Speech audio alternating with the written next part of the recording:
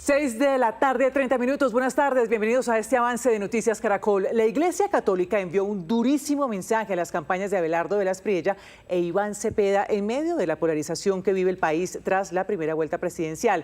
Rocío Franco, ¿qué dice la conferencia episcopal? La Iglesia señala estar preocupada por la violencia verbal en la que están cayendo los candidatos que van a la segunda vuelta presidencial. Dicen que este clima puede profundizar los actos de violencia. Manifiesta que con la guerra perdemos todos. Así lo expresaron los obispos del país en un documento titulado Desarmemos las palabras.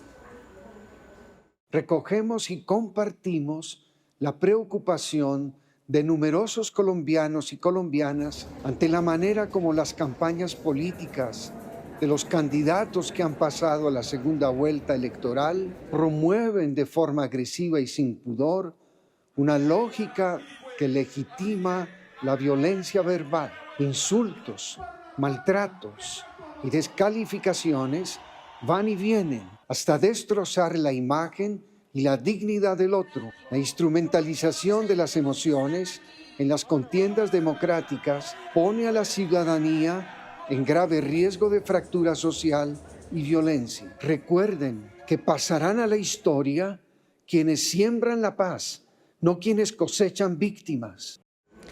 La Iglesia pide que en estas 3 semanas los candidatos se concentren en sus propuestas dirigidas al bien común de los colombianos. Rocío, gracias. Y la Corte Suprema de Justicia y el Consejo Superior de la Judicatura les dieron su pleno respaldo a las comisiones escrutadoras. En este comunicado señalan que el proceso de estas comisiones se hace de manera independiente y transparente. También manifestaron su respaldo a la registraduría y llamaron a los actores políticos y a la ciudadanía a preservar el respeto por la Constitución y confiar en los mecanismos para verificar los resultados electorales. Vamos ahora al punto de la registraduría, en donde Corferias, allí se adelantan los escrutinios. Juan Pablo Contreras, ¿cuándo termina el proceso? Ana Milena, se espera que el proceso termine antes de este viernes. Le cuento que las comisiones escrutadoras departamentales ya tienen un avance del 99.58%. En departamentos y regiones como Antioquia, Atlántico, Bogotá, Magdalena y Meta ya está 100% escrutadas todos los municipios, pero hay otros 13 departamentos como por ejemplo Valle, Los Santanderes, Nariño y Cauca, donde aún falta consolidar la información de todos los municipios. Se está trabajando en este proceso de recopilación de información, pero la cifra no es muy baja. Le cuento que la mayoría de esas comisiones escrutadoras departamentales ya supera el 95% de avance, a excepción de OPES, que tiene el 80% del avance. Una vez finalicen todas estas comisiones escrutadoras departamentales, llegarán aquí a Corferias, a la Audiencia Nacional de Escrutinio, donde los 10 magistrados del Consejo Nacional Electoral certificarán estos escrutinios y certificarán entonces quiénes son las 2 personas que van a la segunda vuelta presidencial. Sin embargo, recordemos que hoy la registraduría señaló que el proceso de escrutinios, o los datos mejor entregados en el escrutinio, corresponden y coinciden en un 99.94% con los datos entregados en el preconteo. Va a buen ritmo y es coincidente entonces, Juan Pablo, gracias. Y la misión de observación electoral de la Unión Europea descartó indicios de fraude en el preconteo y escrutinio de la primera vuelta presidencial. Camila Olaya, ¿qué más dijo la misión?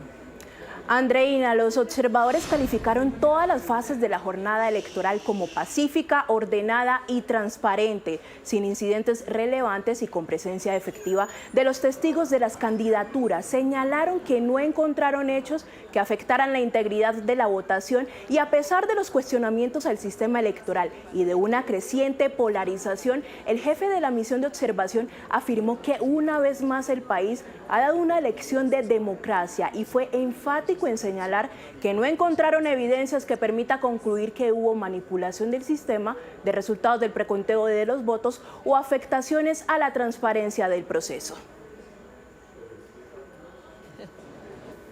Por lo tanto, con todo respeto para el presidente, que lo es, ningún candidato de ninguna candidatura nos ha indicado que exista ningún tipo de irregularidad.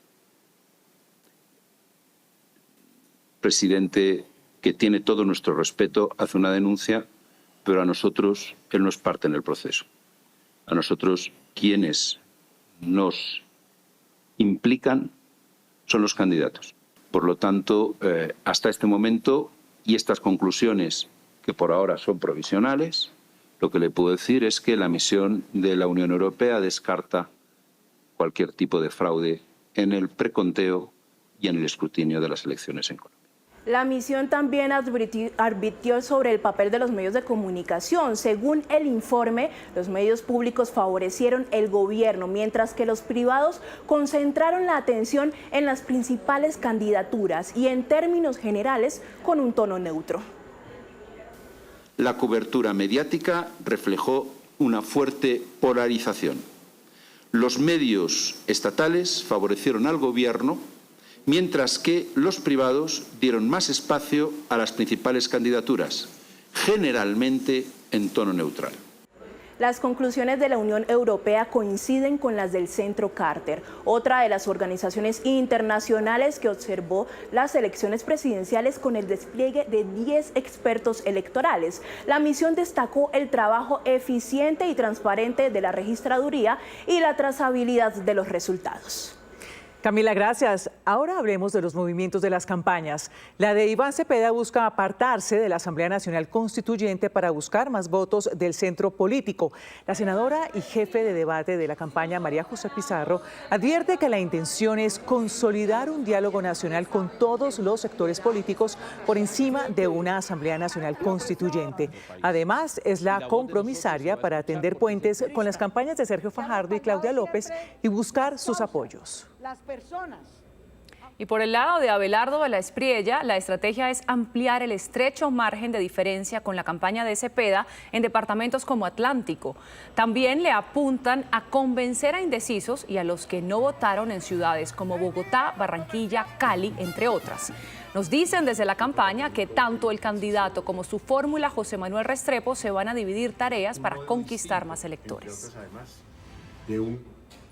De otra parte, los gobernadores se reunieron en Bogotá para evaluar la situación del país de cara a la segunda vuelta electoral y para hacer propuestas para el nuevo presidente. Nicole Buitrago, ¿qué dijeron los gobernadores? Ana Milena, por más de 2 horas estuvieron reunidos 12 gobernadores aquí en la ciudad de Bogotá, precisamente para analizar qué vive nuestro país después de estos comicios y esta jornada electoral. Enmarcaron esta situación como una situación compleja por la profunda tensión, los desacuerdos y la polarización, mientras hoy las regiones tienen una larga lista de necesidades aún sin ser atendidas por parte del gobierno. Es ahí a donde quieren apuntarle con el futuro presidente, que haya acuerdo, articulación y trabajo con toda la institucionalidad, pero también hicieron un llamado al presidente de la República, Gustavo Petro, para que se aparte de la participación en política. Escuchemos lo que dijo la gobernadora del Valle del Cauca, Dilian Francisca Toro. Nosotros el problema de seguridad, el problema de la salud, que es una crisis humanitaria, el problema, por ejemplo, también de educación, la oportunidad para jóvenes y algunas obras súper importantes que son macro obras que necesitamos, macro proyectos que necesitamos en nuestro departamento y que no se han hecho realidad en este gobierno por la falta de articulación. A nosotros nos elige el pueblo y el pueblo nos elige para solucionar problemas, no para polarizaciones, ni para peleas, no para violencia. Nosotros no queremos más violencia, ni queremos más odios y resentimientos. Queremos que haya un diálogo y una concertación fluida por el bien de nuestra gente. Pero también solicitaron mayor veeduría internacional en medio de esta segunda vuelta presidencial porque hay un reporte de 170 municipios con algún tipo de riesgo por constreñimiento electoral o alguna situación de alteración al orden público.